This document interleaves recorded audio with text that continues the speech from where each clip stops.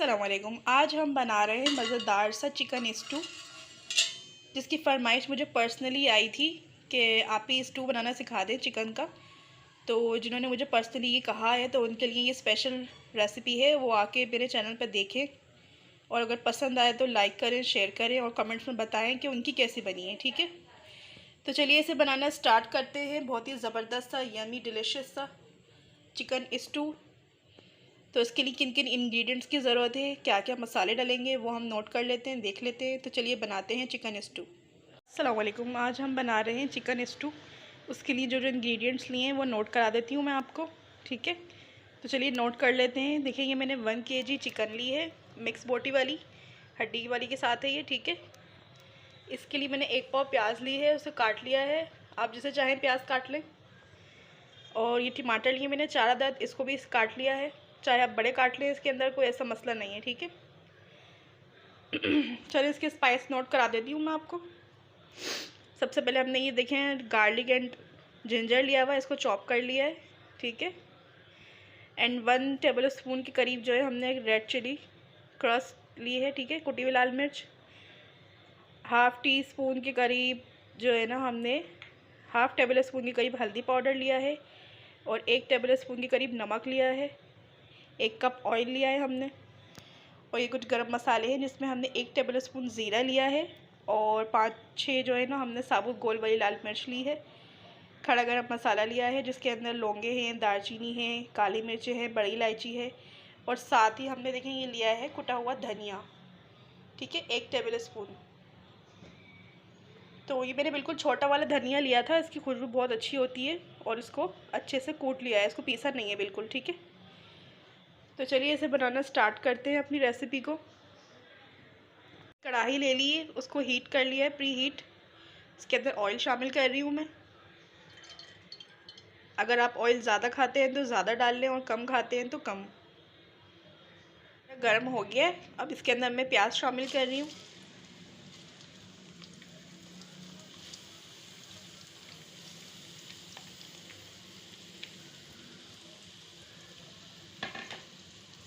دیکھیں ہم نے پیاز کو سافٹ کرنا ہے تھوڑا سا، تاکہ یہ نرم ہو جائے، کیونکہ ہم نے مسالہ بنانا ہے اسٹو کے اندر، جو ہوتا ہے وہ مسالہ ہوتا ہے لازمی۔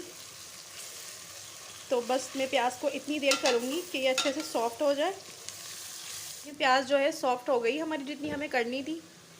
بس سمپل میں اس میں ٹماٹر ایڈ کروں گی۔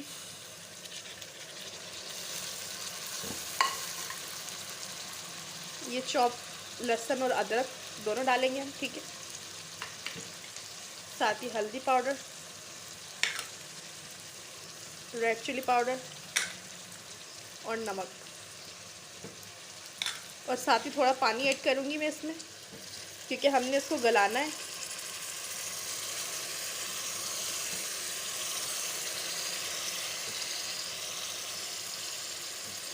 تو جیسے یہ مسالہ ہمارا تھوڑا سا گلتا ہے اچھے سے، پھر میں اس پہ جو ہے چکن ایڈ کروں گی۔ اگر میں چکن پہلے ایڈ کر دی تو چکن ٹوٹنے کا ڈر تھا یا پھر زیادہ گلنے کا۔ تو اس کے لیے ضروری ہے کہ پہلے ہم مسالے کو ریڈی کر لیں اپنے، پھر اس کے بعد ہم اس میں چکن ایڈ کریں گے، ٹھیک ہے؟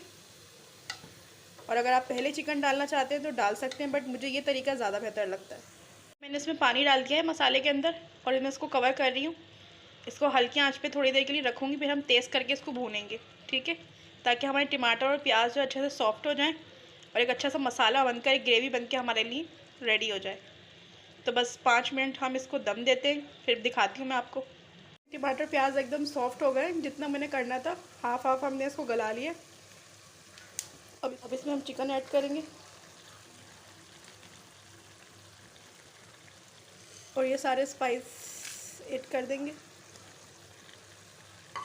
اس کو اچھے سے مکس کرتی ہوں میں نے چکن کو اچھے سے مکس کر لیا مسالے کے ساتھ، دیکھیں۔ اور بس میں اس کو تھوڑا سا ڈھک کر گلاؤں گی چکن کو، پھر ہم ایک ساتھ اس کو بھون لیں گے، ٹھیک ہے؟ چکن گلانے کے لیے، کیونکہ اس میں نے آلریڈی مسالے کو پہلے بھون لیا تھا، تو تھوڑا سا پانی میں شامل کر رہی ہوں، بس ذرا سا، تاکہ چکن ہماری اچھے سے ٹینڈر ہو جائے، کچی نہ رہے، کیونکہ ہم نے یہ پہلے شامل نہیں کری، اس لیے پانی ڈال کے گلانا پڑ رہا ہے اس کو، ٹھیک ہے؟ تو بس 5 منٹ میں اس کو ڈھک کر گلاتی ہوں، پھر اس کے بعد ہم اسے بھونیں گے۔ یہ دیکھیں اسٹو اچھی طریقے سے میں بھون رہی ہوں اس کو. 5 منٹ میں نے ڈھکا تھا بس. اس کی ہم نے اچھے سے بھنائی کر لینی ہے چکن کی. دیکھیں کس طریقے سے مسالہ بھی بن گیا ہمارا چکن کے ساتھ. اس طریقے سے آپ نے چمچ چلانا ہے اس میں تاکہ آپ کی چکن نہیں ٹوٹے اور چکن اچھے سے ٹینڈر بھی ہو جائے, گل بھی جائے.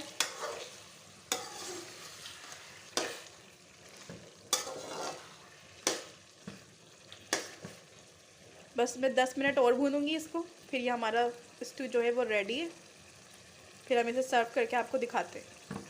دیکھیں ہمارا ریڈی ہو گیا اسٹو ایک دم. میں نے اسے سرو کر لیا ہے پاٹ کے اندر. اگر آپ کو میری ریسیپی پسند آئے تو لائک کریں, شیئر کریں, اور چینل پر نئے ہیں تو پلیز سبسکرائب کریں. اور ایسے ہی نئی آنے والی ویڈیو کے لیے بیل آئیکن کو ضرور دبائیں تاکہ ہر نئی آنے والی ویڈیو آپ تک پہنچ سکے. اسی کے ساتھ مجھے اجازت دیجیے. اللہ نگہبان.